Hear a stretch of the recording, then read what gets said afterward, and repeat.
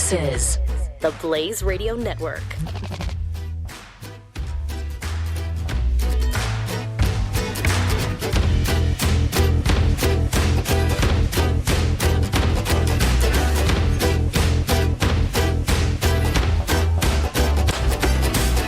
I know that I won't give a dime to the Republican Party. I haven't for a long time. Did it during the 2020 election, about 6 months before, trying to get the White House's attention. Hey, this is for legal matters. You guys should be watching what's coming your way right now. And that's the last money I'm spending on that. The Republican Party, dead to me. However, the Freedom Caucus is a great replacement. And right now, it's just acting as a needle in everybody's ass. Move. And I think if you saw what the Freedom Caucus did in the House of Representatives, I contend that any honest American, I don't care who you voted for, Republican, Democrat, Independent, every honest American that looks what the Freedom Caucus was standing for and what they got should be thanking those guys right now. I think they're the answer to the cancer that we have. Andy Roth is the president of the State Freedom Caucus Network, and he's trying to get, and there's great growth that is happening right now, trying to get more Freedom Caucus members into our states. And states like Texas is a real problem. Big problem. Think about it this way. The uniparty, the establishment, the cartel in every 50 states, or in all 50 states, 50 swamps, the governor is a full-time job, like round the clock. He's well-funded, well-staffed. The bureaucrats that run the woke agencies, full-time, year-round, full staff. The lobbyists, full-time, well-staffed, well-funded. The lawmakers, the part-time lawmakers, they don't have any staff. They have no help. So when we wonder why we're losing as conservatives to the establishment, it's because of that. It's because of that imbalance. In Texas, and we don't. And every time I go to talk to a state senator or a state legislative member, they always say the same thing. I'm so far behind on this. I don't. Can you help me out? Because they don't have anybody but lobbyists that are briefing them on things. They don't have time to read the bills, no. and that's by design. They're jamming everything through. So when conservatives have to vote on something, they're like, well, how should I vote? The only people that are in their ear is leadership or lobbyists. Right. And I have found, I think Utah is in grave trouble. I think Texas is in grave trouble. And there's no reason for those states to be in grave trouble, except all of the people in those states think, oh, we're fine. Yeah. We're fine. Yeah. We got the Republicans. No. A lot of people, Republicans, a lot of them are progressive, so they're in on it. They like it. Two, in those states like Texas, you don't, even if you're a Democrat, you run as a Republican. Right. Because you can't win as a Democrat. So you have all of those people that are kind of just hiding as a Republican. But in Texas, what bad. are they voting on right now? So yesterday, they, just like in Congress, they vote for the speaker and then they vote for a rules package. Unlike the fight that the Freedom Caucus waged against McCarthy in the U.S. House, in Texas, the Republican speaker won 145-3. So all the Democrats came on board and supported this Republican. Now ask yourself why. It's because in the rules package coming up, he is going to give Democrats committee chairmanships. This is a full Republican majority House. Yeah, but we're working together. We like to work together, reach across the aisle. And when we wonder why Texas doesn't have school choice, it's because a Democrat runs the education committee. You want to file a school choice bill? Go ahead. It's not going to get out of committee. But then it's going to die in committee. And when the speaker defends this, he's like, "Well, I don't want to be like D.C." Yeah, well, I don't want our state to be like D.C. I don't want our state to be like California. These guys have a responsibility, especially in Texas. There is absolutely no excuse in Texas. None. And we're going to lose Texas. And you remember when the Democrats left? The Democrats in the Texas House left and went to D.C. Yes. Throwing a temper tantrum because they didn't like the election integrity bill. Right. So they finally came back. The speaker did not punish them, but they watered down the bill and passed a weaker version. And now you give them committee chairmanships. God help us if they're on the committee. They use that money to raise money, or they use those committee chairs to raise money from lobbyists. They then use that money to defeat Republicans. It's insane. It's insane. It's absolutely insane. And I could tell you a story in every other state of the similar type of corruption. It's bad, it's deep, and it's in the dark. Most people don't know this stuff. Give me the 5 worst states. Well, Alabama, we went down there. Alabama, we went down there and said in no uncertain terms we can't set up an Alabama Freedom Caucus because there aren't any conservatives in the legislature. And None. And I'm not even joking. And here's a key reason why, and this will curl your hair. The state legislature has to vote on local bills, like if a county wants to raise taxes. Mm-hmm. There are 105 members in the Alabama House. When they vote on that, it passes like 6-0 because all of them duck the vote because they don't want to be seen as raising taxes. Oh, my God. And it's a gentleman's agreement. That you vote on this one, I'll vote on that one. Right. And so when I was looking at the voter rolls, the average Alabama House member ducks 70% of their votes. Oh, my gosh. And it gets worse.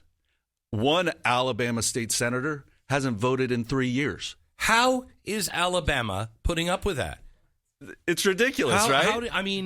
That is and I absolutely corrupt. And the media outlets down there that cover the Capitol, they don't mention it. They don't talk about it. They don't care. They don't want to expose it. They know what's going on, but they don't do anything about it. Why rock the boat if everything is working? In Tennessee, we went there and we said, in no uncertain terms, can we set up a Tennessee Freedom Caucus? Because you guys are not conservative. And we were in a room that we were told these are the most conservative members.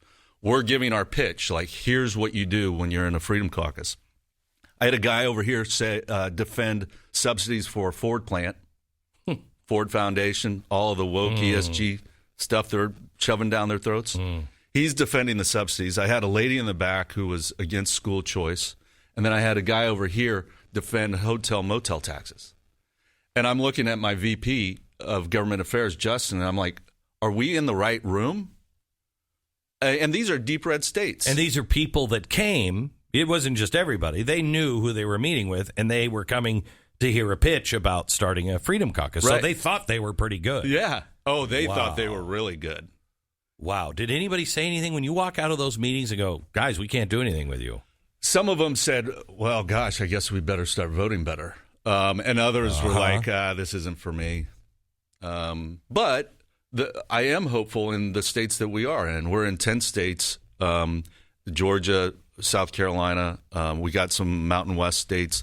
These guys are hardcore. What Mountain West? We got Montana, Idaho, and Wyoming. Good. And they're all good. Good. And they're ready to fight. Good. Yeah. Good. Yeah. I'd like a list of all of the guys who are in it and that are really standing up and fighting. I mean, all across the country. I'd like to know who they are. Yeah. Because the audience would like to support people like this. Yeah. And they need to. And it's growing. I mean, we have over 100 state lawmakers across 10 states.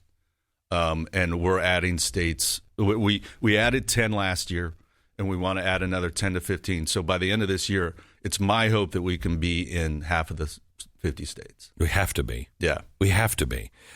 So, Andy, to explain to people, because the media just turned these guys into monsters, explain to them why every American should be grateful to the Freedom Caucus, that this was not, this should have been very bipartisan. So explain. So I wrote an op-ed about this yesterday to your exact point, that every American, Republican or Democrat, should be thankful for the House Freedom Caucus. Had they not stood up and fought, then the dictatorship that started, well, it started before John Boehner, but John Boehner, Paul Ryan, Nancy Pelosi, all of them ruled the House with an iron fist, And top down. It changed because of Obama. During the Obama administration, you no longer had a budget. They destroyed the way everything used to work. It was still corrupt before. Yeah. But now it was just this small cabal of people who were deciding everything for every representative and every senator. Yeah. And that's why you get 5,000-page omnibus bills that fall on your lap, less than 24 hours before it's voted on. Right. That's standard operating procedure under the old regime. And if McCarthy had gotten his way, if a lot of the Republicans had gotten their way, that would have continued. There has not been a floor amendment offered in 6 years. That's insane. Because they won't allow it. They won't allow debate. And so all of the reforms, which now allow for floor amendments, the committees will have more power. A lot of that power is now decentralized. And that is going to massively benefit not just the Freedom Caucus and Republicans, but the entire country. The entire country. Everybody. In my 20 years on Capitol Hill, last week was the most amazing thing I ever saw. Me Which too. says something about too. the other 19 years. Me too. It does. It does. But I would have to say this was the most heartening thing I have seen. We've had lots of elections that went our way, but then when they get there, they don't do anything.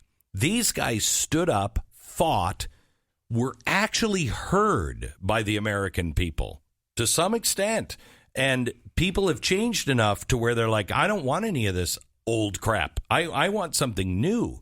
They stood, they made, if you listen to Chip Roy on the floor, you were in. Great guy. And they stood, they weren't afraid of being called names or ostracized. They just did it. More of that is what the country needs. So I've got a story to tell you. Our South Carolina Freedom Caucus, they fought the establishment in the South Carolina House. Right. They fought them to such an extent that leadership made them sign a loyalty oath. All Republicans, a loyalty oath. This is like right out of the page of Stalin. Yeah. And the loyalty oath said, you cannot help or encourage someone to challenge our incumbents, our colleagues, oh my gosh, our Republicans. And that could mean politically, like help them financially, recruit candidates, but it also would not allow you to take a picture of the vote board on the House floor and tweet it, because that would be, quote, misinformation. This is what the Republican establishment's doing in South Carolina. But South Carolina, actually, they didn't they stop pediatric? Well, so the Republican leaders in South Carolina forced all members to sign a loyalty pledge. Unbelievable. The members of the South Carolina Freedom Caucus signed it, but crossed out all the things they didn't like, just as a middle finger to them.